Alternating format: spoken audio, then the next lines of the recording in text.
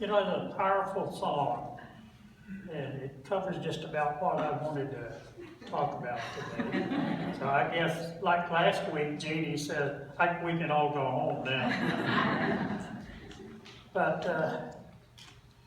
I remember that song years ago. I believe it was in the 80s when it came out. And it played for quite a few years. Then after 9/11, it came back in. And it rates up there pretty close to the national anthem. You know, that's a good song. I'd like to start off this morning by thanking Rebecca for inviting me to talk today. I thought it's quite an honor to get the invite. Thank you very much.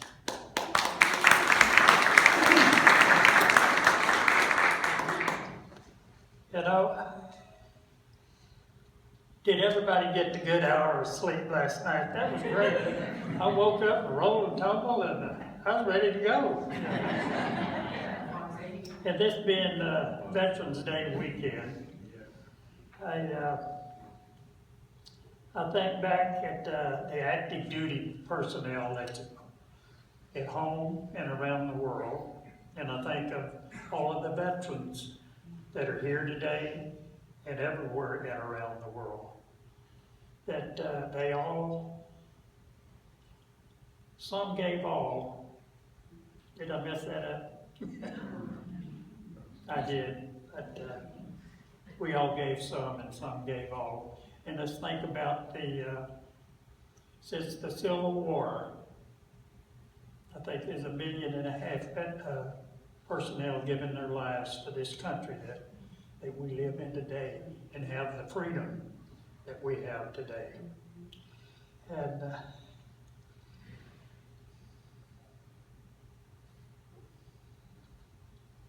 back in, I think it's in the end of World War I, it was when they signed the armistice. And it hadn't always been Veterans Day, but it's after World War II. And the fact is, a little after the Korean Wars, when they changed it from Armistice Day to Veterans Day. You know, I was born during the Depression. So I could tell you about some rough times, but that'd be it at another time. But I think every child, I was 7 or 8 years old when the Japanese bombed Pearl Harbor. And I didn't know where Pearl Harbor was. I thought the Japanese would be coming over the next hill or mountain, you know. But we all had, children, we had, I won't say idols, but role models. And my role models were the World War II veterans. And they were the sailors in the Marine Corps, the Army, and the Air Corps. But later, you know, Roy and Gene and Hoppy and Lash LaRue came around.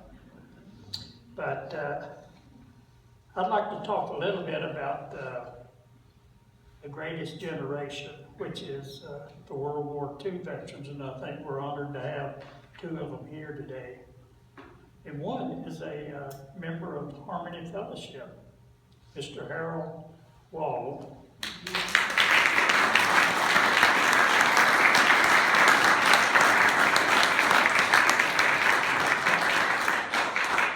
Harold was telling me that the day that the Japanese bombed Pearl Harbor, he went down and joined the Army Air Corps. Took his recruit training. He said, "Where did they send me?" Perry Air Force Base in Sherman, Texas. And in 5 years he spent there. But thank you, Harold. The next gentleman here is a brother-in-law of mine. We were married to sisters. I'm still married to Martha. But Red's wife was Dora, and they were married for over 25 years. And she passed away in 2004. In fact, she passed away the same day that my David passed away last week, only it was in 2004. And the Red said he was living up in a little town right outside of Cheyenne, Wyoming. He was out of high school and really didn't have any direction he was heading in. So he said, I think I just joined the Army. So you all heard the story. You're in the Army now, you're not behind the cloud, you never get rich and dig in the ditch, you're in the Army now. Red, you have to be careful how you say that. Don't say it too fast. Let's go. So, and the reason he told me that was, you know what he made a month? When he went in February of 1940, he made a whopping $15.95 a month. He could spend that anywhere he wanted to. But of all places that take recruit training, they sent him where else? To Hawaii, on the island of Oahu, at Schofield Barracks. So he took his basic training there in Schofield Barracks, and after that, they just left him there. But he said on December the 7th, he was up on the 3rd level of their barracks, had a little deck out there. He was just standing out, admiring the sun coming up over Diamond Head. And all of a sudden, he heard a roar of planes. Now, it wasn't unusual to hear the roar of the planes in Hawaii, but it was on Sunday morning and that early. So he said then they started coming in, and he said they were low and slow. He said this one pilot looked over to him and just grinned, and turned his head on. They kept going. He didn't know what was going on, but he did notice that the rising sun on the wing and the tail. So later on, they hear all of the explosions going on. Then the word got out that the Japanese were bombing all of the military airfields and all of the ships, Pearl Harbor, all of the ships tied up. And I got another metal block there. Fordham. Yeah. So they all rushed to get their weapons, but they had no ammo. He said it almost took a Congress to get the ammo, but they really didn't know what to do. And he hung out there, and a lot of people were transferred out. And late the following year, he was transferred back to the States for more advanced training. And after that, he was shipped to New York City, where he and 14,999 more people boarded the Queen Mary for an 8-day voyage to Northern Ireland. And he said they were zigzagging around icebergs and German submarines. And having that many people, 15,000 people aboard the ship, they had drained the water out of the swimming pool. I don't know if they put cots or hammocks in the swimming pool, but Red said that was one of his places that he slept in, was in the swimming pool, But for 8 days, and after he got over there, he was transferred, and time goes by. Then he went aboard an amphibious type ship, and they're heading out. And on June the 7th, second day, they boarded the landing crafts and they headed into the beach. And the landing craft could only get so far in because of all kinds of obstructions, sandbars. Red said, if you was real short, you had a problem when they dropped that ramp down and you got to hit the beach, Some of them go plumb out of sight, the water was that deep. But he said they waited for over an hour getting into the beach. And it certainly wasn't a pretty picture, but he said war was war, and we tried to do what we were trained to do. And he said later, after the war became coming in, he had gained enough points that he could be discharged and sent back to the States. And he did that, and he moved up to Alaska for 25 years. But since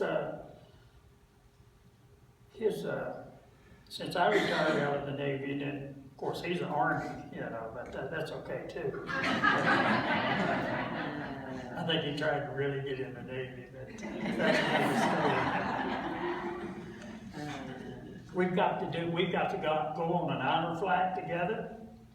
And in 2014, we went over to Pearl Harbor at the 73rd anniversary. And Red got to lay the wreath for the United States Army. And later that evening, he laid the wreath at Fort Carusi for his old outfit, the 25th Division. And one thing he's talking about, George W. Bush, I may have mentioned it here before, about when he took skydiving, and I think Bush Sr. was about 90 or 91 when he did his, but he said, Dale said that, well, he got nothing on me, so I think it was July of last year in Ohio, Red went up and did his first and only skydive, and the guy, he did have a film, but we couldn't come across it, but of course I didn't really believe it when he told me, but I hadn't seen the film, so it was pretty interesting. And let's see, he got to flip the coin out at the Armed Forces Bowl here a few years ago, and I got to go out to field with him at the center of the field. We had a good time. We do a lot, and we were invited to go to the Halo Warriors Foundation. And it's just, it's really, they're not a Wounded Warriors, it's not their name, but it's Halo Warriors, it's a different outfit. But in the shirts that they give us on the back of the shirt, it says, it's not the disability, it's the ability. So I thought that made real good sense. And this ring that I wear, I don't always wear it. It was given to me by one of the warriors 2 or 3 years ago, and it represents the 22 veterans. I think Jim talked on this last week or 2 weeks ago about they commit suicide every day. And in some cases, the suicides were higher than the people that were killed in the war. So, and I know that the government is working on this stress syndrome that they have, and there's room for improvement, and I think it's coming because it does need it. And so Red and Harold, thank y'all very much, and thank all of the veterans for what your sacrifices have been. And I think it's 2 weeks ago, Jim said something about standing up here and looking out and seeing all the gray hair. You know. But he said it in a nice way. And I was reading an article the other day. It was on the joy of aging, and I think it was by George Bernard Shaw. And it was a saying like, you don't stop laughing when you grow old. You grow old when you quit laughing. So that's pretty good. But there was a young couple that had invited an aging pastor to dinner on Sunday. And while the young couple was in the kitchen preparing the meal to be served later, the preacher, he looked over at the couple's 5-year-old boy and he says, "Hey, what are we having to eat?" And the little boy looked back at him and he said, "Go." And the preacher had a funny look on his face. He said, "Go? Are you sure?" "Oh yeah," he says, "I'm sure. That's all they've been talking about all week was having the old goat for Sunday dinner."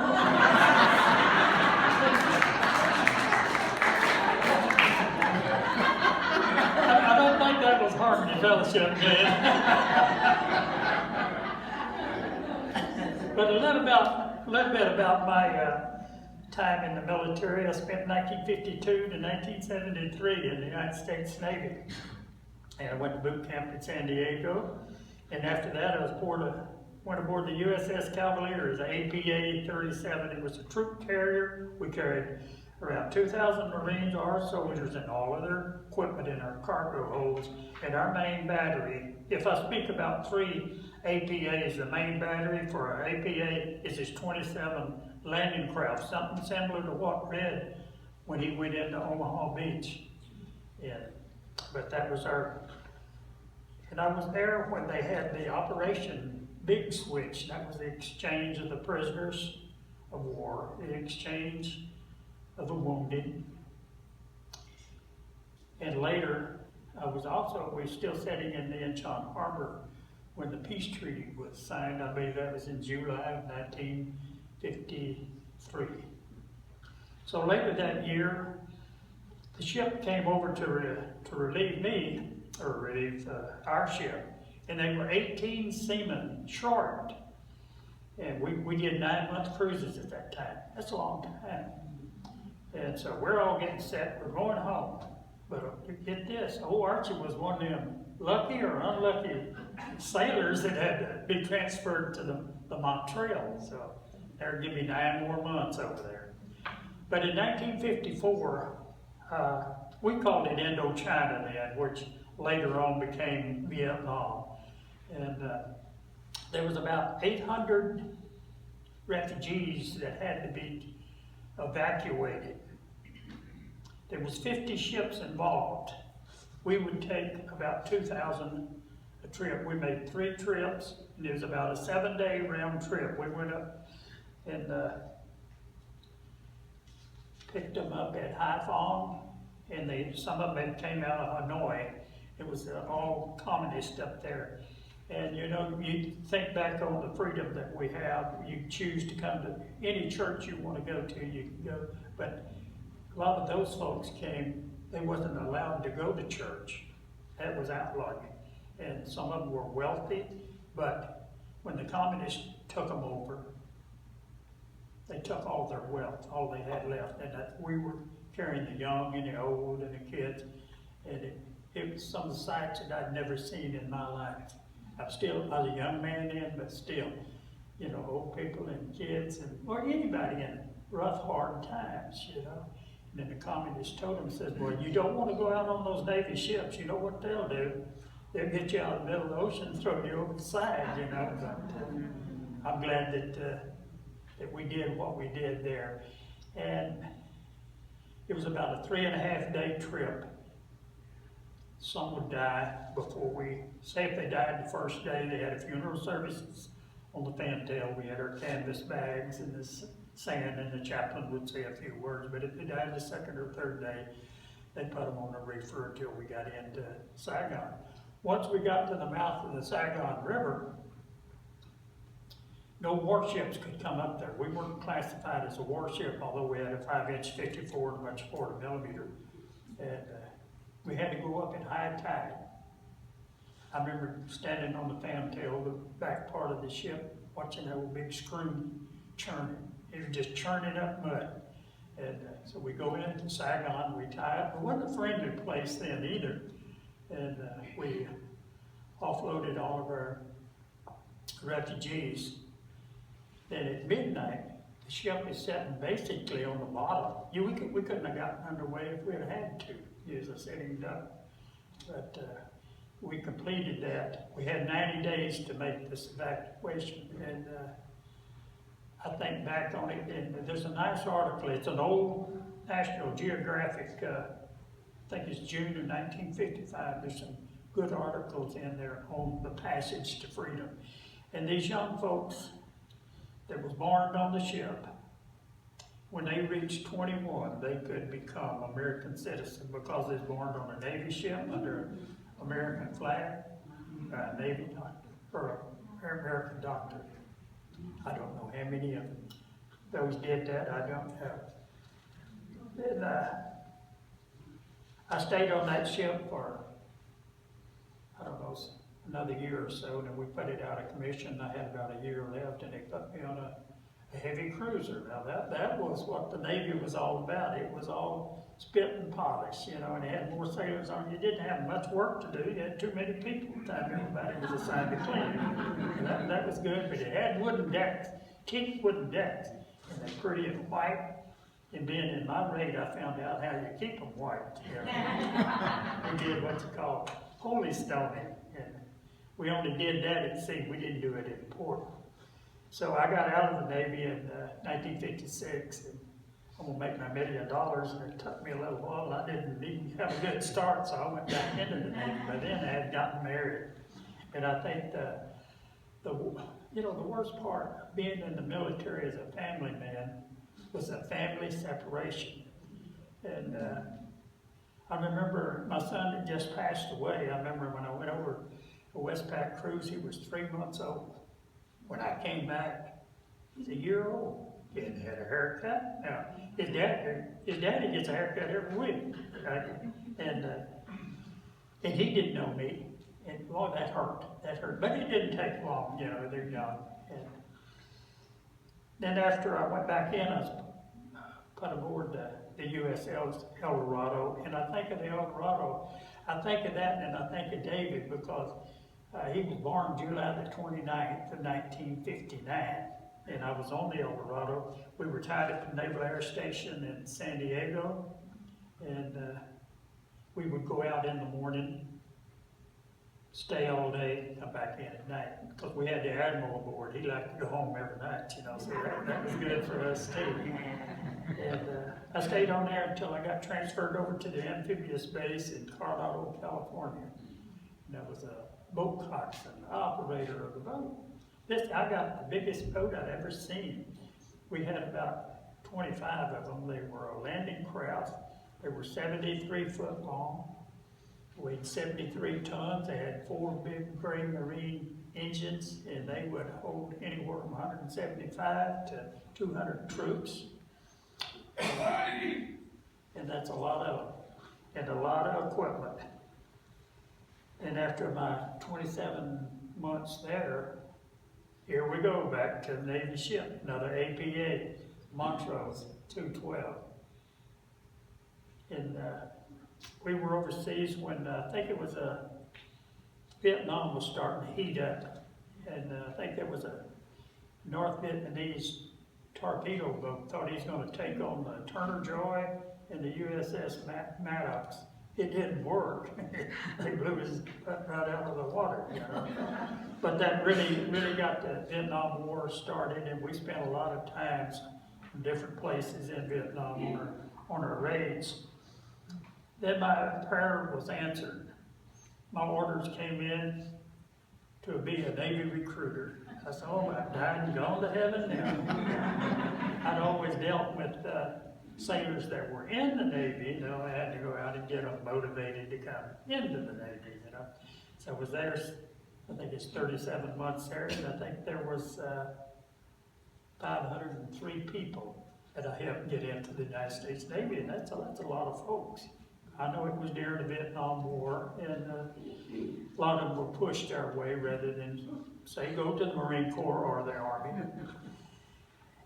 And after that, on that 37 months, I got to go home every night except one night. And that was, I named Chief Petty Officer was. And I had to go to Dallas, Texas to be initiated.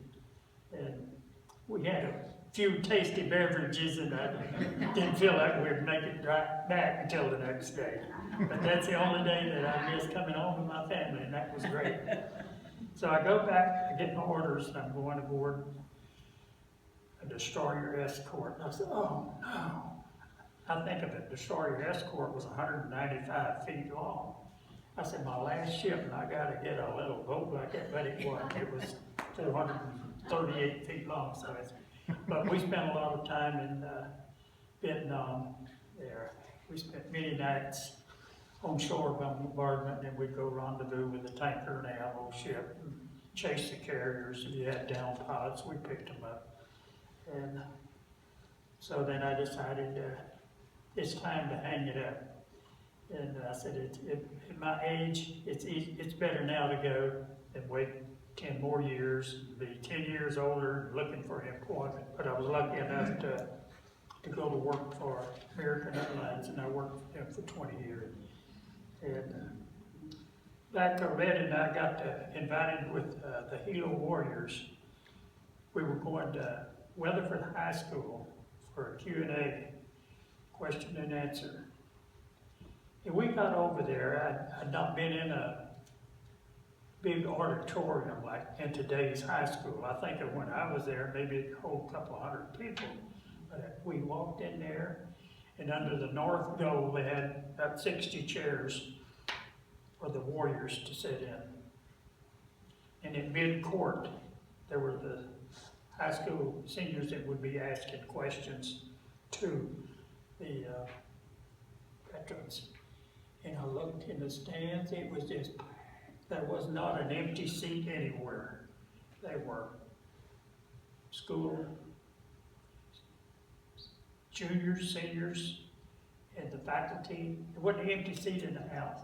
And the band was setting off to my right. And back on the south end of the goal was a big American flag. It must have been 15 by 25. He's on the bulkhead of the wall.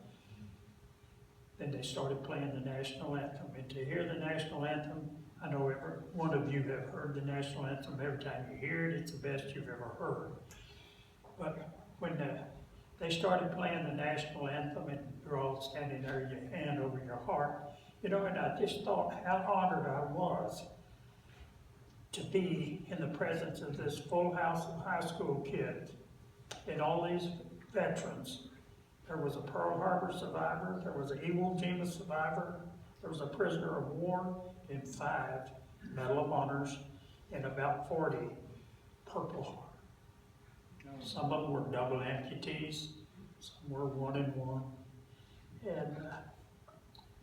And you know, it just made my whole heart just felt like it wanted to explode, you know. You could hear the concussions off of the drums and the horns. And if you didn't get a tear in your eye, I don't think you were human, you know. But those kids that day, they took a stand and not a knee. And I thought that's pretty neat in today's times. And on closing, I'd like to tell a story about a young soldier boy in World War II and a deck of cards. Some of you probably heard this. Bear with me, I'll try to get to it again. They had been on a long hike of 7 to 8 days, and they came to a little town called Casino. And the next day being Sunday, they decided, you know, you had that option to go to church. So they went to church, and the sergeant, he commanded the church services. When he got down to the text, the chaplain took over. And the ones that had Bibles and prayer books broke them out. But this one little soldier boy, he had only a deck of cards, and he spread them out. Then the sergeant walks over there and notices that. He says, "Soldier, put away those cards." So after the service was over, the soldier was put on report, and he was taken to the provost marshal. And the marshal said, "Sergeant, why have you brought this young man here?" He said, "For playing cards in church, sir." And the marshal said, "What do you have to say for yourself, young man?" "Plenty." He said, "Well, I hope so, or if not, I shall punish you more than any soldier has ever been punished." So the boy, he started his story. He said, "I had been on a long march. I had neither a prayer book or a Bible. But I wish